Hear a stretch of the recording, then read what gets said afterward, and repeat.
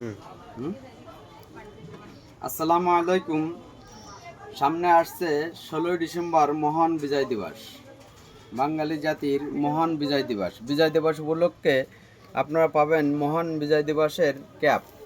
এই যে এটা মাথায় দিতে পারবেন, এটা রাবার লাগানো আছে। তারপরে এই যে মহান বিজয় দিবস উপলক্ষে 16ই ডিসেম্বর এই যে ফিতা সহ রাবার, এই যে এটা এভাবে দিতে পারবেন। তারপরে রাবার বাদে আপনার ফিতা আছে, সরাসরি ফিতা আছে, এই যে এটা এভাবে মাথায় দিতে পারবেন, এভাবে দিতে পারবেন।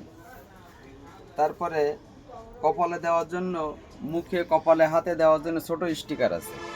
এটা আপনি চাইলে এভাবে ইউজ করতে পারবেন।